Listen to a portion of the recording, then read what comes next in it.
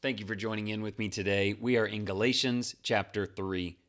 The Galatians are being deceived into thinking they must follow the law to be justified. Paul reminds them that they received the Spirit by faith, not by works.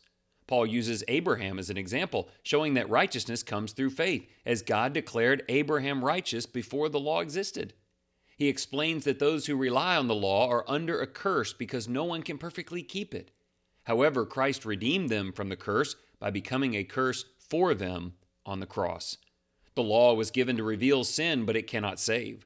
Paul emphasizes that God's promise to Abraham is fulfilled in Christ, and through faith, all believers, Jew and Gentile, are united through baptism as children of God, clothed in Christ and heirs to his promise. Awesome things available only through him. Abraham believed God, and it was credited to him as righteousness. He obeyed God, not to earn his approval, but out of gratitude and trust in God's power.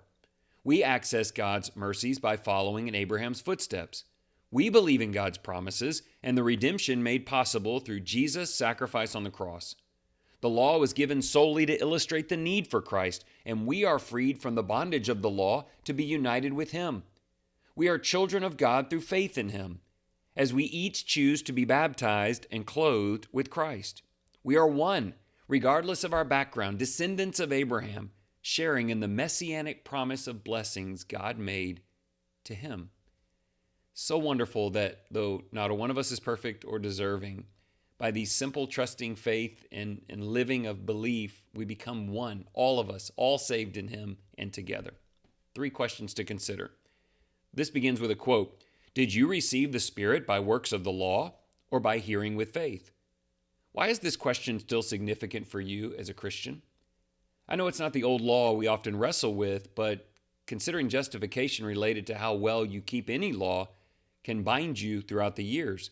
Were you saved by your scores on the test, or were you saved by the Holy Spirit's redemptive work in Acts 2? Question 2, what does it mean to live by the faith of Abraham? What must you believe about God in order for your obedience to have any value? Certainly there will be obedience with Abraham and with you and me, but by itself, doing the right thing doesn't make us right. It has to be based on some things we believe about God.